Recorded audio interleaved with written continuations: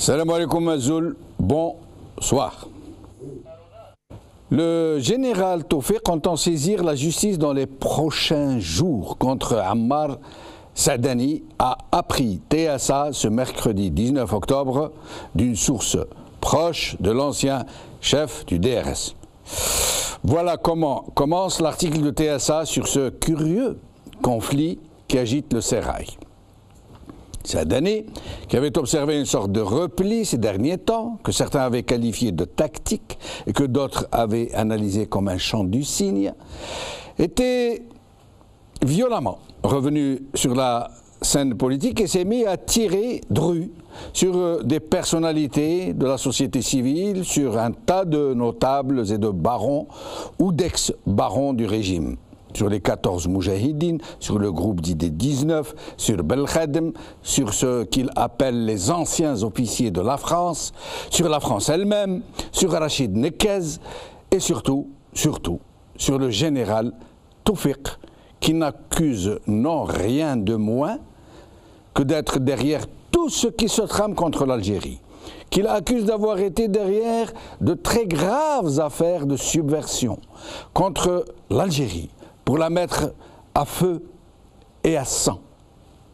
Le plus remarquable est que Saadani n'a pas estimé utile de ne pas prendre à partie trop de gens en même temps. Non, il les a tous pris en une seule fois, comme tous ensemble, comme pour nous dire que tout ce beau monde n'était finalement que du menu fretin, incapable de constituer pour lui et pour son clan une quelconque menace pour la suite des événements. Or, donc, selon TSA, devenu par la force des choses le premier journal du pays, si l'on en juge au scoop en série qu'il rapporte, voici que le général Tawfiq, après avoir observé un long, très long silence, sort de son mutisme et annonce qu'il va bientôt porter plainte. Dans quelques jours, nous dit le journal. Et là, nous ne pouvons nous empêcher de nous poser des questions. Pourquoi Tawfiq réagit-il maintenant, lui qui ne réagit jamais à quoi que ce soit? Et pourquoi cette sommation sans frais, alors qu'il aurait pu juste porter plainte, sans l'annoncer au préalable? Est-ce parce que Saadani l'a menacé de poursuites judiciaires? Est-ce pour dire qu'il pourrait sortir du bois et rendre public certains faits? Est-ce une réaction de bête blessée d'un homme qui a été ramené du plus haut sommet du pouvoir à une position particulièrement vulnérable? Et depuis quand un Tawfiq, qui connaît mieux que tout le monde la réalité du système, pense-t-il que la justice algérienne est susceptible de rendre la justice de façon libre et indépendante, j'entends? Ammar Saadani nous a habitués à tenir parole. Tout ce qu'il a annoncé, y compris le démantèlement du DRS, y compris le limogeage de Tawfiq, c'est finalement réalisé. Il n'y a pas une seule menace qu'il ait proférée et qui n'ait pas été exécutée. Saadani ne parle pas en l'air. Et le général Tawfiq est bien placé pour le savoir, lui qui a fait les frais de ces annonces. Mais sinon, dans tout cela, qu'est-ce que ces règlements de compte signifient? Et surtout, qu'est-ce qu'ils annoncent de bouleversement, de reconfiguration dans les équilibres des clans, dans la succession annoncée du président Bouteflika? Aujourd'hui, Al-Watan, Afalan, la contestation contre Saadani s'élargit. Pas Misbah Salim. TSA, le général Tawfiq veut saisir la justice contre Ammar Saadani. Pas Samir Allam.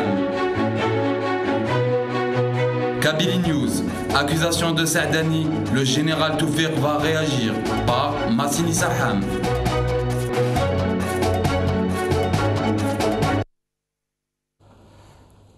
Saadani, Tawfiq vers un procès. J'ai le plaisir aujourd'hui pour en parler, d'accueillir à ma gauche Salah Hijab, militant pour la démocratie, membre fondateur du CCTA. CCTA, qui je le rappelle. Collectif contre la cherté du transport vers l'Algérie. Ah, Algérie. Et vous avez fait beaucoup parler de vous, surtout avec l'Algérie. Vous avez acquis une véritable notoriété parce que vous avez dénoncé une concurrence déloyale des Glazures d'Air Algérie. Vous avez dénoncé la pratique de prix totalement exorbitant comparé à d'autres compagnies, d'une compagnie qui profite de la population, de la diaspora algérienne en Europe, en France tout particulièrement, pour boucher les trous de son incompétence et de la mauvaise gestion de la compagnie. On milite encore pour libérer le ciel algérien et pour laisser les Algériens voyager librement. Pour une vraie concurrence qui profite à tout le monde. Loyal, exactement. J'ai le plaisir donc de recevoir Badi Serkhnissa, président cofondateur de Club Émergence. Nous en avions déjà parlé la dernière fois. C'est une sorte de cercle de réflexion, de think tank, c'est ça? De rénovation intellectuelle surtout. Permettez-moi d'abord, bonsoir, salam alaikum à nos téléspectateurs et téléspectatrices. Effectivement, c'est un club qui prône la rénovation intellectuelle, le sursaut républicain, mais surtout l'action citoyenne, avant toute chose, pour permettre de transcender vers des actions beaucoup plus profondes, pourquoi pas politiques par la suite. C'est au bon vouloir de nos membres et ceux qui profitent de nos conférences de juger par eux-mêmes. Et c'est très bien, je pense, je considère, nous le pensons tous un peu, puisque je crois que notre véritable carence, c'est que nous n'arrivons pas déjà à nous rencontrer, à nous parler. Absolument. Ne serait-ce que ça, pour commencer d'abord. Absolument. Le Club Émergence, il est parti de ce constat-là, justement. C'est très bien. Je vous y encourage vivement et j'espère que vous m'y inviterez. Avec plaisir. Merci. Nous avons par téléphone Montassar Obatron, journaliste et chercheur en histoire. Montassar, merci d'être avec nous. Est-ce que Montassar est avec nous au téléphone? Nous l'avons perdu, donc nous essayons de le retrouver. Et nous allons être rejoints par Dahman Abderrahman, ex-conseiller de l'ancien président français Nicolas Sarkozy. Salah Hijab. Pourquoi Tawfiq réagit-il maintenant, lui qui est connu pour être la personne, à un point, il était tellement silencieux, tellement inaudible, que certaines personnes avaient osé la théorie qui n'existait pas, si vous vous en rappelez. Exactement. Et aujourd'hui, il réagit bizarrement. Pourquoi, à votre avis ? Sincèrement, nous avons suivi dans les articles dans les médias en parlant d'un projet de porter plainte. Déjà, la moindre des choses, on s'attendait à vraiment qu'il agit réellement, qu'il fait l'action. Aujourd'hui, les articles qui sont sortis aujourd'hui, ils disent qu'il prévoit porter plainte. Donc, il est sorti de son... Il a dit, il a dit à TSA du moins, au TSA rapporté d'une source sûre, nous dit-elle, de quelqu'un qui est très proche de Tawfiq, il lui aurait dit « je vais porter plainte dans quelques jours ». Oui, mais Saadani, il a déjà fait des déclarations, ce n'est pas la première fois. Oui. Cette fois, certes, c'est plus grave qu'avant. Oui, il a accusé de choses très graves, comme les actes de subversion à Ghardaïa, par exemple. Il a accusé d'autres choses qui consistaient à mettre l'Algérie à feu et à sang quasiment. C'est exact. Saadani, en fait, il est monté à chaque fois, il monte d'un cran. Au début, il parlait juste celui qui décide. À un moment donné, il dit le Harrez, celui qui essaye de manipuler. Et là, il sort carrément, il lui colle tous les problèmes de façon banale. Il pensait qu'il était en train, je ne sais pas, de chanter dans sa douche. Il est vraiment, ça ne reflète pas le responsable politique ou même l'être humain responsable. Il faut peser ses mots avant de parler, il faut savoir ce qu'il dit. Avant, il a vu, il n'y a aucune action. Même avant que Général Tawfiq parle de ce projet de porter plainte, il y avait des avocats, je cite Maître Saleh Dabbouz, c'était le premier qui a dit il faut absolument que la justice s'autosaisir et convoque les deux, à la fois Saadani et Tawfiq, pour voir qui dit vrai, qui a tort, celui qui accuse l'autre, qui ramène les preuves, et celui qui dit je suis innocent et qui présente vraiment des preuves comme quoi il est innocent. Mais aujourd'hui, sincèrement, c'était une réaction très très tardive. En plus, ce n'est même pas fait. Et après, derrière, la question vraiment qui se pose, auprès de quelle justice va porter Justement, plainte. j'allais poser la question et je la poserai tout à l'heure. Mais nous allons profiter pour recevoir Montassar Obatron parce que nous risquons de le perdre encore. Montassar Obatron, merci d'être avec nous. Bonsoir, Chenouf. Bonsoir. Alors, Montassar, Tawfiq sort des bois, il annonce, on dirait que c'est une sommation sans frais quelque part, hein, comme si de l'ancien avertissement, comme on dit nous, بالعربية je بدي كارير عنا ضربك. يهيب عليه. Vous pensez qu'il va vraiment porter plainte et comment ça se fait qu'il soit sorti du bois comme ça, de cette façon? Je pense qu'il a l'aval, de l'équipe. Je pense que c'est les derniers jours que Saïdani a été lâché, parce que d'ailleurs le commandant Bourga nous a donné un exemple parfait pour illustrer la situation d'un maniaque comme Saïdani. Quand on lui a posé sur une chaîne la question, il a dit voilà, l'âne, quand son maître veut charger une marchandise, il ne demande pas son avis. Oui, mais il a donné cet exemple pour illustrer Saïdani qui, c'est-à-dire comme vous l'avez bien dit, il veut mettre du feu dans le pays. Il commence d'abord par Belkhadem qui a été le président de l'Assemblée nationale, qui a été depuis Boumediene et après autant de Chelli. Maintenant, il nous dit que c'est un fils de Harki. Et je ne pense pas qu'il soit fils de Harki. Peut-être qu'il a un parent qui était gommier, je pense un frère ou quelque chose, mais je ne suis pas encore sûr. Mais il va falloir que les gens comprennent que les familles algériennes, on avait beaucoup de Harki, pratiquement dans chaque famille il y a un Harki et un Moudjahid. Mais l'utilisation, je veux rappeler quand même Ben Youssef Mellouk, qui est un sérieux cadre, qui a abordé justement, qui a divulgué ce dossier dans le cadre des magistrats faussaires et qui a fait de la prison et qui souffre jusqu'à aujourd'hui. C'est quand on veut chercher vraiment les traîtres, etc., personne n'en veut. Oui, mais Montassar, oui. Lorsque, d'abord, nous viendrons tout à l'heure peut-être aux causes profondes qui ont incité Saadani à attaquer Tawfiq.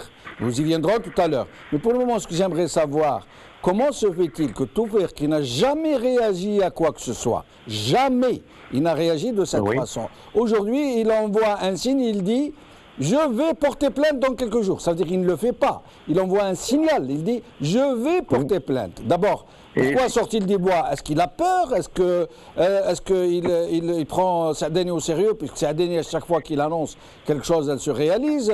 Qu'il se voit déjà en prison peut-être. Qu'est-ce qui le fait réagir? Qu'est-ce qui le fait courir comme ça et sortir du bois? Franchement, je ne sais pas. Lui, il n'a réagi qu'une fois quand il y a eu le procès du général Hassan. Oui. Parce que la justice avait accusé le général Hassan d'insubordination. Il était dans l'obligation de dire que voilà, j'étais son supérieur et il n'y avait pas insubordination, que le monsieur exécutait bien les ordres. Là, et on a vu le tollé qui a été élevé, y compris le ministre de la Communication, il ne devait pas, et pourtant il devait. Mais à part ça, le Mohamed Medine ou le général Tawfiq n'a jamais parlé. Et d'ailleurs, le jour où, quand il était en poste, quand Saïdani a commencé à s'attaquer justement à Tawfiq, il y a eu une réponse de la présidence de la République. Au nom du président, il y a eu une lettre qui a été publiée, qui a dit, voilà, il y a un trait rouge, l'AMP, il ne faut pas toucher, etc. Tout le monde a compris que c'est un signe, c'est un message pour Saïdani, pour lui dire d'arrêter de s'en prendre à Tawfiq. Mais après, Saïdani a fait une déclaration, il a dit les paroles du président ne me concernent pas. C'est-à-dire qu'il a continué. Oui, Montassar Ouboutroun, pourquoi Saadani est-il en train d'attaquer de façon aussi violente, aussi brutale Tawfiq? Est-ce vraiment le personnage, Tawfiq est-il vraiment le personnage qui nous décrit, celui qui serait derrière tout ce qui se trame contre l'Algérie, derrière l'affaire de Ghardaya, derrière en ce moment le ralliement de dizaines, voire de centaines d'officiers supérieurs et de généraux qui ont été remerciés, qui ont été renvoyés à leur foyer, qui se rallieraient à Tawfiq? Est-il vraiment ce personnage qui représenterait une telle menace pour le pouvoir? Moi, je pense que Saïdani s'est pris à Toufiq parce que c'est vrai, Toufiq, c'était le boss des services, comme Dieu, comme disait l'un de comme disait. Donc, pour se montrer, Saïdani qui n'a pas vraiment aucune ampleur, aucune envergure, aucune culture, aucun passé politique, combien même son CV est mensonger. C'est quelqu'un qui n'a... Donc pour qu'il puisse paraître, donc il s'est attaqué à Toufiq. Tout le monde sait que la question du pouvoir en Algérie, ce n'est pas une personne. Quand on parle de Toufiq, on parle d'un système. Et justement, nous essaierons tout à l'heure, Montassero Bertrand, de savoir qui est derrière Saadani. C'est très très important de savoir, et nous accueillons, restez avec nous Montassero. Nous accueillons à présent Dahman Abdelrahman, ex-conseiller de l'ancien président français Nicolas Sarkozy, qui vient de nous rejoindre. Marhaba bik. Merci d'être avec nous. Bonsoir. Alors, Badis Khnissa, qu'est-ce que vous pensez de ce conflit ouvert entre Saadani et pas seulement Toufiq, contre plusieurs personnalités, dont Belkhadem, dont, comme ils les appellent les anciens officiers de la France, les 14 moujahidines, les 19 signataires de la fameuse pétition, un peu tout le monde. Il ne craint pas de les prendre tous ensemble. Ça veut dire, on sent l'assurance, la certitude de reposer sur un socle puissant. Qu'est-ce que vous en pensez ? Alors, si vous permettez, moi j'aimerais juste apporter une petite lecture, on va dire un peu plus premier degré, oui, pour essayer de comprendre un peu les choses sans pour autant entrer dans le détail. Parce que je pense qu'on s'y perdrait et on ne trouvera pas, compte tenu qu'on n'a pas la science infuse dans les interprétations. Donc moi je dirais la première lecture qu'il faut apporter à cette pièce théâtrale que nous vivons maintenant depuis quelques semaines, quelques points, et je pense qu'elle est partie pour perdurer. Pièce théâtrale ? Écoutez, parce que encore une fois, on est typiquement dans des actions-réactions dans lesquelles déjà d'une part, nous n'avons pas la science infuse pour les interpréter, d'autre part, seuls les protagonistes peuvent les interpréter et éventuellement les expliquer. C'est pourquoi je donne vraiment une lecture un peu plus premier degré, un peu plus pragmatique, sans pour autant, encore une fois, s'approfondir dans les détails et s'attarder. Cette lecture-là, j'ai envie de vous citer 2 citations qui m'ont interpellé, qui sont en complète corrélation avec ce qu'on est en train de vivre. La première, elle est en arabe, mais que je traduirai, il n'y a pas de souci. « Man shabba alay shay'in, shabba alay ». C'est sur quoi on a été éduqué, sur quoi on vieillit. Ça, c'est la première des choses. La deuxième citation qui m'a aussi interpellé également, c'est il existe 2 types d'hommes politiques, M. Benchenouf.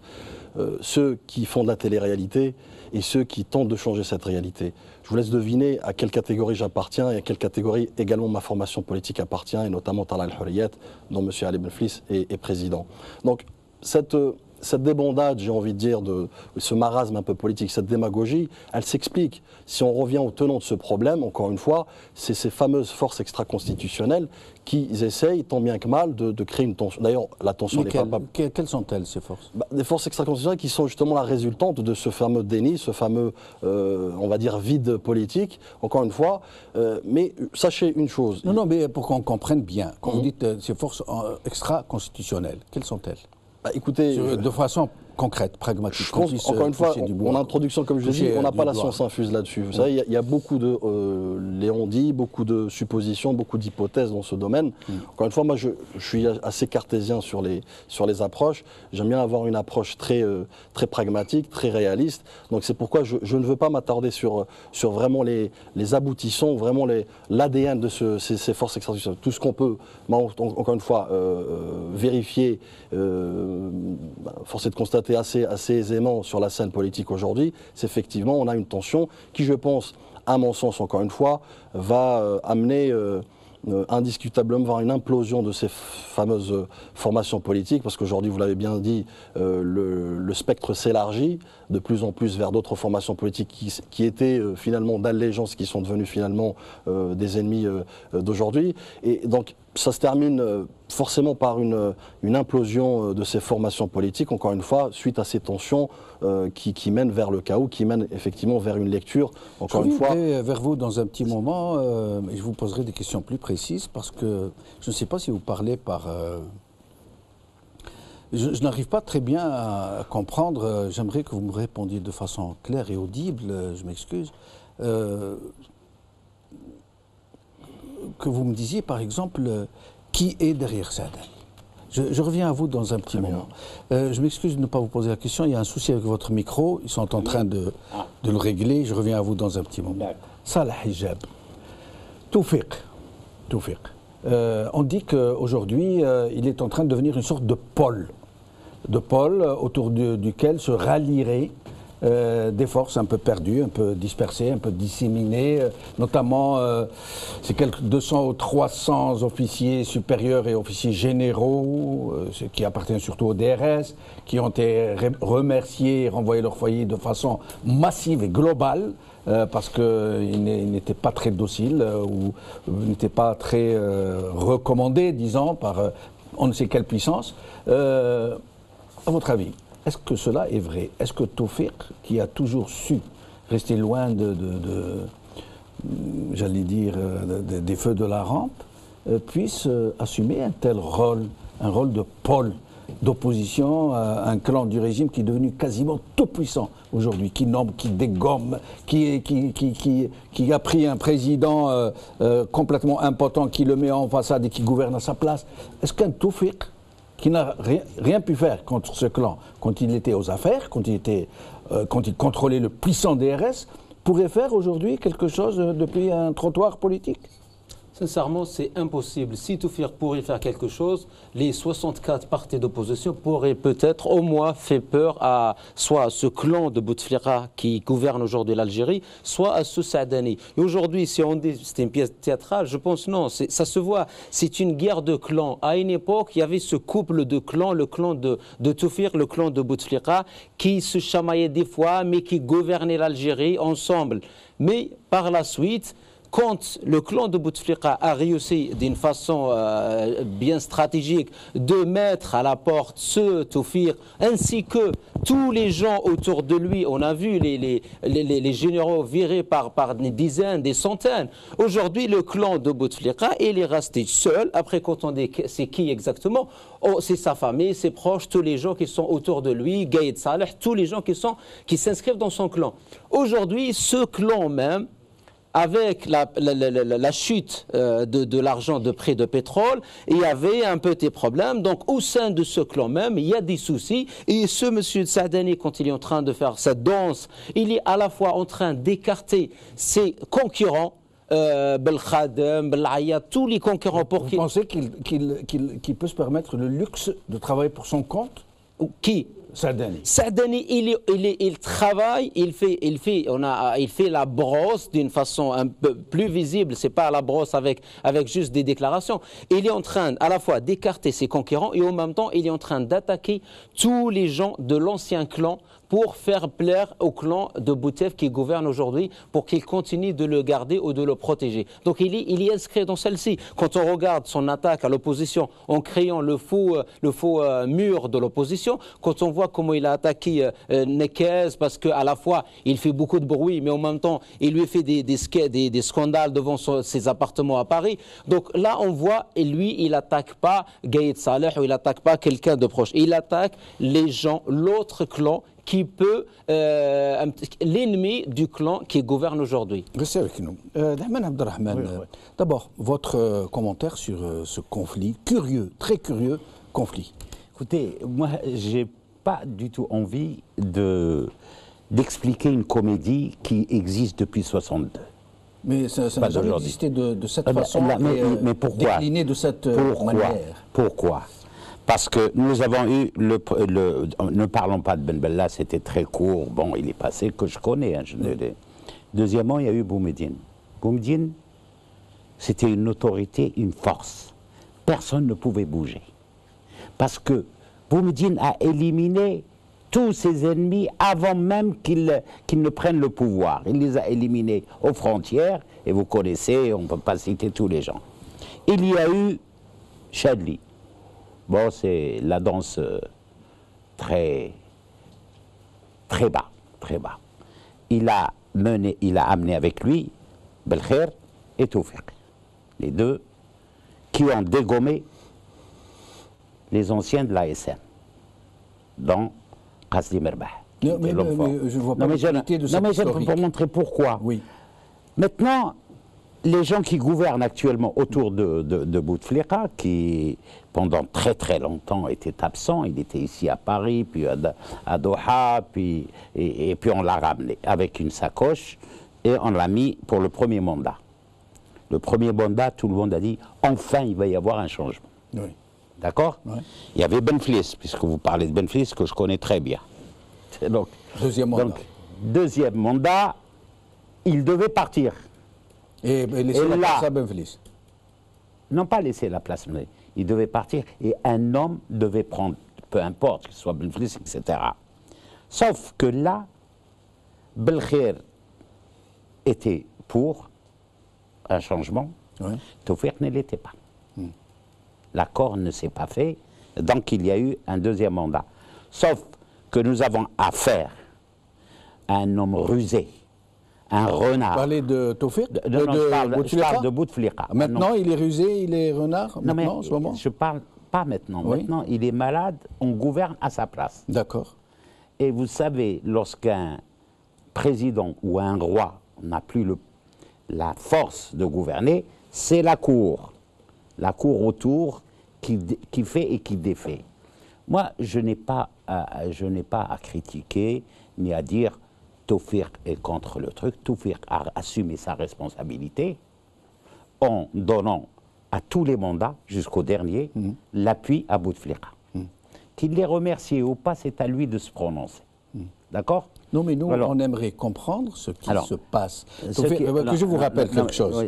Tawfiq ne s'est jamais exprimé publiquement, même indirectement, sauf dans l'affaire Ben Hadid, dans l'affaire du général Hassan, où il a écrit une lettre dont on ne connaît pas la teneur. Mais sinon, cette fois-ci, il réagit aux accusations très graves de Saadani contre lui en disant qu'il va porter plainte dans quelques jours. Or, lui connaît mieux que personne la nature de cette justice, qui ne rend pas la justice. Exactement. Et qui ne rend la justice que par téléphone. Et par ailleurs, si je vais vous dire une chose, pourquoi qu'il ne l'a pas fait, plutôt que de menacer de le faire? Je vais vous dire une chose. Moi, j'ai fait une interview dans un journal tunisien il y a une semaine, mais ça n'a pas empêché que j'ai reçu des menaces. D'accord. J'ai reçu des menaces claires, nettes et précises, où on reviendra un jour ou un autre, parce que j'estime que cette télévision doit être la voix des musulmans et la voix des démocrates de ce pays. Je reviendrai et j'expliquerai d'une façon beaucoup plus claire. Mais restons sur Tawfiq. D'accord. Restons sur Tawfiq. Tawfiq a été écarté. Il a été écarté parce que le dernier mandat, il n'était pas d'accord. Ça, il faut le dire clairement. Le quatrième mandat? Le quatrième mandat, il n'était pas d'accord. Ce n'est pas ce qu'on dit. Ça, je peux vous dire une chose. Pour connaître d'autres personnes, et je ne cite pas leur nom, on était ensemble, et sincèrement, il était... En dernier moment, il a changé de position. Dernier moment. Parce que nous, le pays, moi j'aimerais bien qu'on discute de ceux qui réellement gouvernent ce pays-là. Alors dites-nous. Alors pour moi, c'est d'un côté la France, de l'autre côté les Américains. Et ils par l'intermédiaire de qui?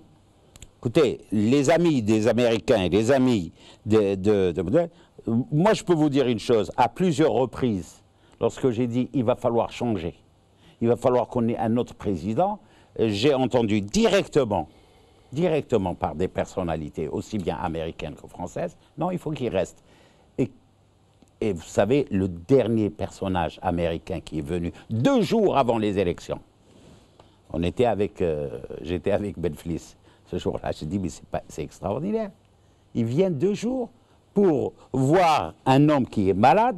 Et moi je dis, nous sommes des musulmans et chaque malade, on lui dit, pourvu qu'il y ait un rétablissement, on ne peut pas critiquer. La seule chose que ce bonhomme-là a eu la bénédiction, M. Bouteflika a eu la bénédiction des Saoudiens, des Qataris et des deux. Mais vous ne répondez pas à ma question, parce que... Non, mais moi j'aimerais savoir... Pourquoi Saadani? Non, attendez. Les Algériens sont en train de se poser une question, et ils sont tous en train de se poser une question. Vous croyez? Oui.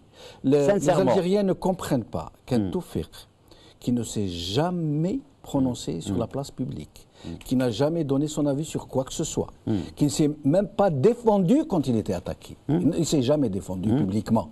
Cette fois-ci, il fait savoir à TSA par une source qui lui est très proche, que...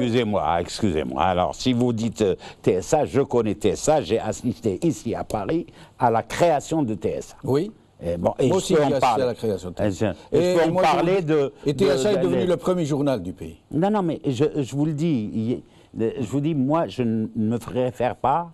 Oui, mais écoutez, si ce n'était pas vrai, Tawfiq a toute l'attitude pour déposer plainte pour diffamation ou pour dénonciation calomnieuse ou pour avoir répandu de fausses informations. On ne va pas discuter de ça, mais l'essentiel, TSA aujourd'hui a fait ses preuves de ramener des scoops qui jusque-là n'ont jamais été démentis. Elle annonce, selon une source très proche de Tawfiq, qu'il va porter plainte contre Saadani dans quelques jours. Est-ce que vous avez vu la plainte ? Tawfiq n'a pas démenti. Tawfiq n'a pas démenti. Est-ce que vous avez entendu une seule fois, à travers l'histoire de ce pouvoir, de ce système, Tawfiq démentir quelque chose? Oui, mais là, en l'occurrence, on lui prête l'intention. C'est pas d'aujourd'hui, on lui a prêté. On va pas s'enfoncer dans du sable mouvant, là, ça ne veut rien dire. On considère qu'il l'a dit, pour éviter de nous perdre en conjecture. Maintenant, il l'a dit. Pourquoi il n'a pas posé plainte plutôt que de menacer? Et deuxièmement, qu'est-ce qu'il a fait sortir du bois? Est-ce qu'il a peur? Est-ce que réellement il croit en la justice algérienne qui pourrait lui rendre justice, donc et le laver de ce dont il a été accusé? Moi, j'aimerais que vous me répondiez plutôt à ça. Moi, je dis sincèrement ce que je pense. Au fond après, parce que je connais la conjoncture, je connais ce... Bon, sincèrement, je ne vois pas beaucoup de personnes pouvoir menacer Tawfiq ou aller leur truc.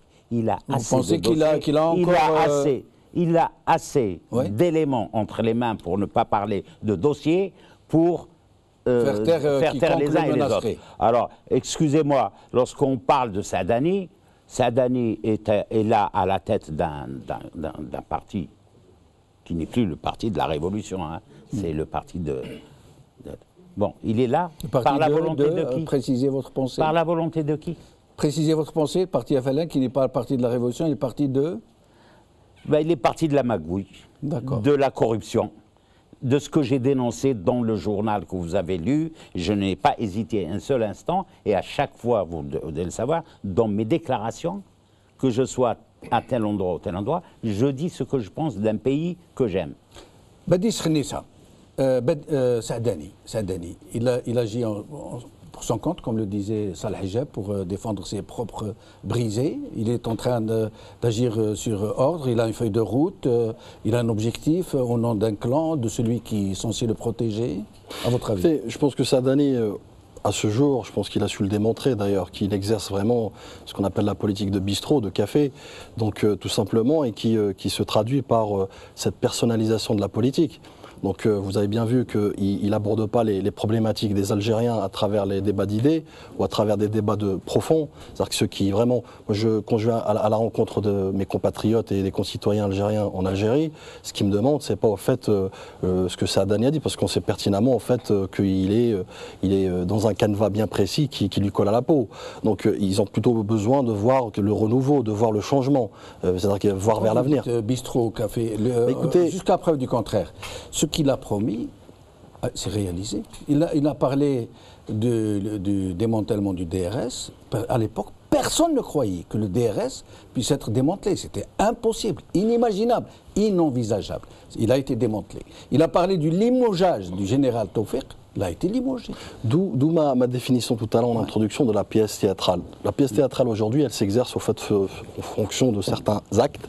On est plutôt peut-être à un acte 100 ou 200, je ne sais pas, mais on n'est pas près d'en finir avec cette pièce théâtrale. Ou du moins du côté de Saadani, qui j'accorde mon interlocuteur où il parlait, où il est dans son rôle d'excès de zèle. Pour quelle force obscure, j'en sais rien, et tout comme vous d'ailleurs, j'aimerais le comprendre, mais encore une fois, nous essayons de voir l'avenir, de voir l'horizon et d'avancer, et non plus à reculant. Donc, mais une chose est sûre, dans cette lecture, quand je vous ai parlé de personnalisation politique, elle est là pour occulter autre chose. Le principal, le débat d'idées, le débat de programme, le débat profond, public. Dont nos concitoyens ont besoin de voir. Aujourd'hui, encore une fois, quand je pèse mes mots, quand je parle de politique de bistrot, excusez-moi, vous n'avez qu'à assister à un de ces allocutions et vous allez comprendre tout de suite que l'Algérie va mal, qu'on a besoin, et ce n'est pas faute de ne pas avoir de capital humain, ni de forces vives, que ce soit dans la communauté établie à l'étranger ou en Algérie, pour justement reprendre le flambeau. Aujourd'hui, quand vous parlez des attaques incessantes, intempestives envers Toufir, en qui je considère comme un citoyen algérien avant toute chose, sauf preuve du contraire, sans pour rentrer dans les allégations, parce qu'encore une fois, c'est d'une bassesse que je n'aimerais même pas m'immiscer, encore une fois, et même ma formation politique le considère comme un non-événement. Donc, ces attaques-là, il y a des enseignements à apprendre derrière, qui sont graves, qui vraiment dénotent la gravité, l'urgence de l'action rapide pour justement essayer de sortir de cette impasse. Vous savez, à l'ère du fléau du terrorisme international, le terrorisme qui est à nos portes, qu'est-ce qu'on fait? Vous avez parlé de démontage du service des renseignements, moi je parle de dépeçage du service de renseignement.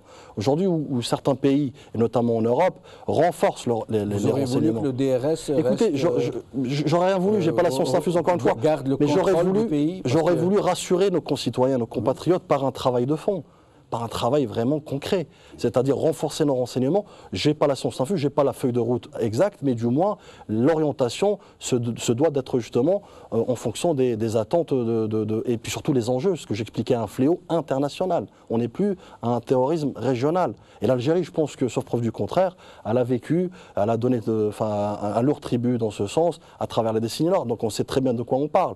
Aujourd'hui, mais quel message également on est en train de colporter ou de traduire à l'international en faisant ce type d'allégations et ce type de guéguerres qui n'ont ni queue ni tête et qui n'ont pas de fin. À quel message nous traduisons justement dans un contexte géopolitique, géosécuritaire très sensible? C'est ça la question qu'on doit se poser aujourd'hui. Donc, moi je pense que Saadani s'inscrit... J'entends bien ce que vous dites, mais si nous devions donc faire le bilan de ces services de sécurité, le DRS pour ne pas le nommer, quel bilan pourriez-vous tirer de sa gestion sécuritaire du pays dans les années 90 ? Écoutez, la fameuse décennie rouge ou noire. Malheureusement, j'ai pas les rapports détaillés de la décennie noire. Vous en avez, mais je peux en avoir une idée. Je peux donner une lecture d'un citoyen algérien lambda qui a vécu, qui a subi cette décennie noire effectivement. Où je pense qu'aujourd'hui, sauf preuve du contraire, l'Algérie se tient parmi les meilleurs pays en termes de lutte antiterroriste, qui a une stratégie bien définie, bien établie, et par le vécu, par le retour d'expérience. Et je pense que même l'Algérie aujourd'hui peut prétendre d'être un consultant non négligeable. Formation politique, parce que là, vous parlez au nom de votre cercle de réflexion, tout à fait. Et vous avez vous-même évoqué votre présence au sein de Al-Hurriyet, donc vous assumez une représentation de votre formation politique, et en l'occurrence, vous ne pouvez pas dire, il faut nous dire ce que vous pensez réellement. Non, mais je vous dis ce que je pense. Je dis ce que je pense. Premièrement, en fait, en ma qualité de citoyen algérien. Oui. Et ça, on ne peut pas me l'empêcher. Je suis citoyen, ce que j'expliquais, on essaye de préconiser le sursaut républicain et essayer de tourner autour des valeurs républicaines. C'est ce que j'essaie de traduire par mes propos. Maintenant, effectivement, j'ai ma casquette de président du club Émergence, mais j'ai également aussi ma casquette politique. D'ailleurs, l'un ou l'autre, c'est complémentaire, un engagement associatif qui a convergé vers un engagement politique, justement pour ce sursaut, pour essayer de traduire les paroles en actes. Maintenant, pour revenir sur l'attitude et l'approche de ma formation politique, comme je vous expliquais tout à l'heure, pour nous n'avons pas vocation, en fait, encore une fois, à commenter certaines allégations ou certaines... Un parti, excusez-moi. Son rôle. Non, pour la bonne et simple raison, parce que je dois reprendre pour la bonne et simple raison que nous avons un engagement envers nos concitoyens, nos compatriotes, qui consiste à aller de l'avant, essayer de construire un avenir avec une Algérie, avec une cohésion nationale infaillible, avec tous les Algériens, et aller de l'avant. Encore une fois, les commentaires sur, je dis encore une fois, des allégations entre deux personnes, je pense que le débat faut le... Je reviens à vous dans un moment. Je vais reprendre, Montassar Ouboutron, un commentaire sur ce qui vient d'être dit par les uns et les autres, Montassar. C'est-à-dire, ici, Jamel, aujourd'hui, la presse, la majorité des journaux ne sont pas reconnaissables parce que la une et la 24 et la 2 sont sortis avec un truc de publicité de Jay-Z. Il y a un journal en arabe... répétez s'il vous plaît, Montassar, la une La 1, il a 2, il a 24. Donc on ne comprenait pas quels sont les titres. On voyait quand même Didi, simplement une publicité. On a vendu les 1, les 24, au point où le journal devient invisible. Pour vous dire comment le. Alors que. Il y a des journaux, je le rappelle, Montasser, puisque vous évoquez le sujet, des journaux qui ont 13 pages sur 24 de publicité. Je vous laisse poursuivre. Oui, des publicités. C'est du jaune, mais c'est du rouge. Donc ils se ressemblent tous. Oui. Qu'ils soient en arabe, qu'ils soient en français, donc on comprend rien sur les tarages. Et sur un autre journal, Hiwar, on dit que Saadani va passer Toufiq en justice. Oui, comme quoi. Et Toufiq va enfin payer pour tous les crimes qu'il a commis depuis, et c'est fait comme du sérieux. C'est pour vous dire que je pense, franchement, que cette information de dire que Toufiq va justement rester en justice, je ne sais pas quelle est cette justice, parce qu'ils se sont tués depuis longtemps, je crois que c'est fait. Ça annonce quand même que Saadani a dépassé, que c'est comme on dit, le noyau griffe. D'ailleurs, la réunion n'a pas eu lieu, mais ici, il y a eu une réunion où 80 sénateurs et 48 muhafid du FLN qui ont signé une pétition. Ils l'ont envoyé à Bouteflika cette semaine pour lui dire qu'il faut enlever Saïdani. Donc c'est un processus qui est passé. Ça m'étonne que Toufiq veut vraiment rester Saïdani en justice, mais c'est un signe pour leur dire qu'il faut accélérer, c'est bon. Ça atteint quand même, c'est-à-dire un seuil où on ne peut pas continuer. Donc, et ce rassemblement, Montasser, ce rassemblement anti-Saadani demain à Batna, rassemblement FLN anti-Saadani à Batna demain, qui se veut hautement symbolique et qui semble avoir été autorisé par très haut. Et c'est là où on ne comprend plus rien. Si le très haut protège Saadani, qui lui remet des feuilles de route, comment peut-il autoriser des manifestations qui se tiennent contre lui? C'est à ne rien comprendre. La mission de Saadani, il est finie. C'est-à-dire c'est une question d'heures ou de jours. Je ne sais pas comment ils vont aménager. D'ailleurs, les candidats potentiels ont réagi tout de suite. Justement après sa déclaration, il y a eu Yahya, il y a eu Ammar Roul, donc tout le monde. Et aussi à l'intérieur, tout le FLN s'avère enfin qu'il est contre Saadani.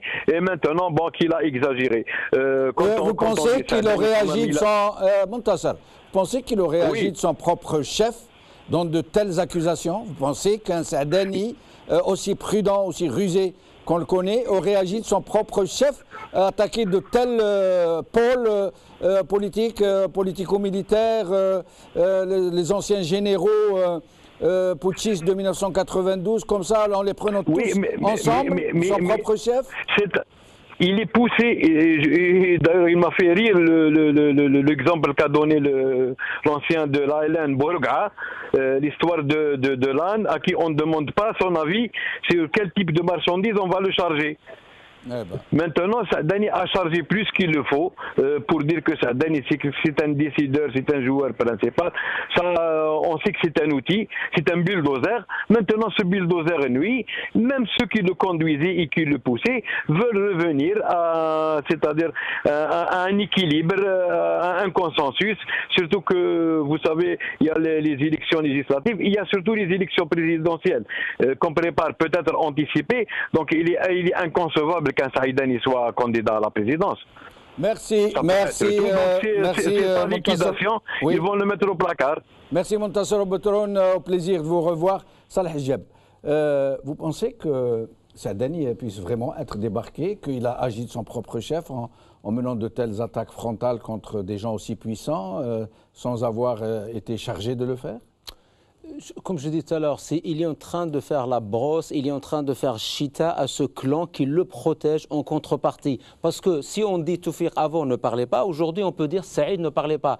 Et pour transmettre certains messages, il a besoin d'une bouche. La bouche qui sortait certains messages, surtout en attaquant Toufiq, c'est bien Saadani qui a sorti, qui a annoncé le départ, le limogeage de ce Toufiq. Il a annoncé beaucoup de choses qui s'avèrent après vraies. C'est-à-dire, lui, ce n'est pas un membre décideur, mais c'est à la fois, il fait la brosse à ces gens. Non, mais Salah, oui. est-ce que Saadani peut mener une telle attaque de son propre chef, juste pour faire de la chita à ces gens? Il décide d'attaquer Tawfiq, il décide d'attaquer Belkhadem, il décide d'attaquer tous les officiers, les anciens officiers de la France, comme il les appelle, d'attaquer les 14 moujahidines, d'attaquer les 19 ou appelés tels qui ne sont plus 19. Vous pensez que dans ce seul cadre de la chita, il puisse prendre de telles responsabilités? Il fait la brosse après derrière, il n'est pas membre avec les gens, le clan qui gouverne, mais il est comme a dit l'invité, il est utilisé, c'est un instrument, lui il est là, et il a fait des On lui a donné une feuille de route. Voilà. On lui a dit ce qu'il doit dire. Donc c'est pas lui qui l'a dit. Peut-être pas à 100%, peut-être on lui a donné le cadre, c'est-à-dire le cadre c'est quoi? Attaque tout ce qui est l'ennemi de ce clan. Et ce qui est clair, Belkhadem, l'autre, Tawfiq, l'opposition, lui, il s'est moqué même de l'opposition quand elle s'est réunie. Il a dit qu'ils veulent mettre le pays en feu et tout. Donc, c'est-à-dire, lui, il est du côté des gens qui décident. Aujourd'hui, les choses s'accélèrent parce que le président, sa santé, elle n'est pas terrible, parce que les élections législatives, c'est très bientôt. Et donc, ils savent qu'ils sont dans un mode, on est dans un pays où il n'y a pas d'institution, il n'y a pas de justice, il n'y a pas de... Il y a pas de... On ne parle même pas, d'ailleurs, tout à l'heure, quand vous avez dit qu'en 99, les gens ont pensé qu'il y a un changement. Je suis désolé. Les 6 candidats se sont retirés parce qu'ils savaient que c'est une... Et là, il est déjà désigné. Dahman Abdrahman. Non, écoutez, moi, je voudrais répondre à une question qui me semble intéressante sur le plan de la sécurité du pays. Mais la sécurité ou les services algériens ne dépendent pas de quelques officiers. Ne rêvez pas. Les années noires, c'est des soldats, c'est des gens qui étaient au service des DDS qui ont sauvé le pays. Ce n'est ni Tawfiq ni Dupont. Ils avaient la direction, c'est normal. Ils donnaient des ordres. Mais il y avait 1 500 000 individus qui appartenaient à ces services de renseignement, qui faisaient un travail en profondeur contre ce qu'on appelait à l'époque... 1 500 000 1 million. Les agents du DRS? Je vais vous dire une chose, ça, moi quand on m'a donné le chiffre, j'étais étonné. Mais je peux vous dire une chose... Toute l'armée algérienne est de 400 000 à Non, mais l'armée c'est une part. Mais les gens qui étaient dans les administrations... Ça veut dire qui travaillaient pour le DRS, les indicateurs, les... tout ce monde-là qui surveillait les uns et les autres, sinon on n'aurait jamais gagné une guerre contre ce terrorisme. Regardez ce qui se passe en France. 291 morts, rien de plus. C'est toute la France qui est en équipe.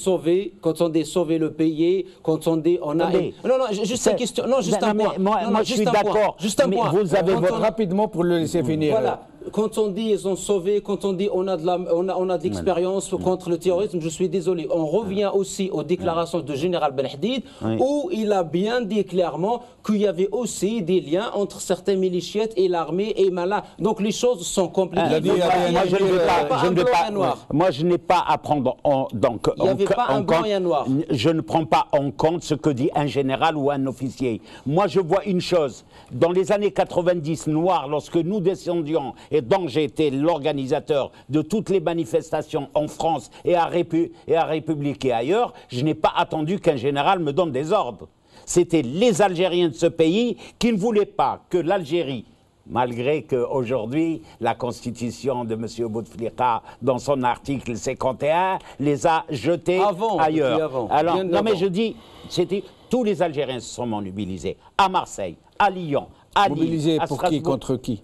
Contre le terrorisme. On est tous contre. Qui est pour le terrorisme? Attendez, je termine. Alors quand je dis il y avait des Algériens qui ont fait un travail sérieux pour que le pays ne tombe pas, parce que 10 ans de lutte... Sarouel a fait presque le boulot. Attendez, je termine. Pardon, Dahman Abdrahman, je me permets de vous interrompre et je vous laisse poursuivre. La plupart des Algériens dont vous parlez savent que la violence terroriste était instrumentée par les généraux du DRS notamment. Et là, il y a des officiers supérieurs de l'armée qui le reconnaissent, qui le disent, qui témoignent. Il y a eu un général-major qui était général opérationnel qui a dit oui, nous avions des émirs sous les ordres, des émirs du JIA sous les ordres des chefs de région. Et il y a un faisceau à peine imaginable de témoignages, de présomptions de ce genre. Donc, moi, voilà. Je vous dis sincèrement, ce que peuvent dire les uns et les autres, moi, j'attends des écrits. J'attends des écrits. Il y a des milliers de témoignages. Non. Mais sinon, ce n'est pas le sujet d'aujourd'hui. Moi, j'aimerais juste que vous nous expliquiez, Saadani, Toufiq dans tout ça, cette équation. Parce qu'il ne reste plus beaucoup de temps et nous donnerons le mot de la fin. Pour moi, Saadani n'a ni la capacité intellectuelle, ni un pouvoir qui lui permet de menacer X ou Y. Il est venu, on l'a mis là. Il est né en 1951. Il ne peut même pas dire qu'il était dans la LN ou qu'il a participé à la Révolution ou à la Libération. 1951. Et il dirige un parti qui, historiquement, quand vous dites FLN, chaque Algérien, vous lui dites les FLN, ils savent que c'est le parti qui a lutté pour la libération du pays. Il dirigeait Bandi qu'il est né en 1950. Moi, je ne lui donne aucune importance à cet individu, mais aucune. Alors, si, monsieur, un membre du pouvoir l'utilise à des fins pour briser les uns et les autres, moi, je ne marche pas dans cette combine. La combine de M. Saadani, je la trouve nulle. Nulle. Mais qui sont ces hommes du pouvoir, ces membres du pouvoir? Écoutez, pour le moment, il faut être clair et net et précis. C'est autour de Bouteflika, puisqu'il n'existe plus Bouteflika, comme c'est un homme maintenant complètement handicapé, malade. Moi, quand je l'ai dit, on m'a menacé tout de suite. Ça n'a pas duré. C'était dans le journal tunisien, Shari al-Maghari. Oui, mais qui Eh bien, il y a son frère qu'on voit régulièrement, les deux frères, Nasser, etc. Il y a d'autres. Et l'armée dans tout ça? Eh bien, écoutez, moi, je pense qu'il y a un homme qui est là. C'est M. Gaïd Salah, qui est le chef d'état-major et vice-ministre de la Défense, qui dirige toute l'armée, toutes les régions. Et lui serait dans le clan de Saïd? Moi, je ne dis pas qu'il est sur le clan de Saïd. Il est contre Saïd? Je n'ai jamais entendu cet homme se prononcer politiquement. Et je défie quiconque dit que Gaïd Salah s'est prononcé politiquement, et ni pour rien. Il a défendu son armée, il défend, bien sûr, ses hommes. Maintenant, je ne l'ai jamais vu ni se prononcer, ni pour les uns ni pour les autres. Moi, je pense que s'il y a une chose sur laquelle, à un moment donné, j'y ai cru, c'était l'opposition, les partis d'opposition qui sont trucs. Badis Khnissa. Écoutez, encore une fois, pour moi, tout bonnement, Saadani, il est pleinement dans son rôle, qui n'est pas prêt de finir. Lequel? Qui est en fait justement de semer la zizanie, d'essayer d'occulter les vrais débats, d'occulter les vraies problématiques, ceux du peuple, pour expliquer... Il ferait de la diversion? Bien sûr, pour expliquer, pour occulter la défaillance et le bilan catastrophique que nous vivons aujourd'hui au quotidien, et nos Algériens, notre peuple algérien au quotidien également. Mais encore une fois, pour parler tout à l'heure des allégations, vous savez, on n'est pas prêt d'en finir avec ce fléau, parce que je prends ma formation politique qui a vécu sous quelques jours, vous êtes certainement au courant, des allégations d'un média que je ne citerai pas le nom. Encore une fois, on est dans une bassesse immonde pour expliquer qu'une ONG américaine avec qui notre formation politique aurait des pseudo-connivences. Alors, qu'on m'explique à ce moment-là, c'est pour ça on est vraiment dans le non-sens. On est vraiment dans une démarche qui n'a pas de logique. Et cette ONG qui est finalement légale, agréée par le ministère de l'Intérieur, et qui est devenue un partenaire incontournable dans les formations politiques des hauts fonctionnaires, notamment les MAE, le ministère de l'Intérieur et les Wali, et qui devient un non grata quand il s'agit d'un parti politique. Merci Badis Khnissa, je suis obligé de vous interrompre malheureusement. On a un peu débordé de notre temps, le temps qui nous est imparti. Damen Abdelrahman, merci beaucoup. Muntasser Batroun, merci beaucoup. Salah Hijab, merci beaucoup. Merci à vous d'avoir suivi cette émission. Bqaw ala khair, bislama.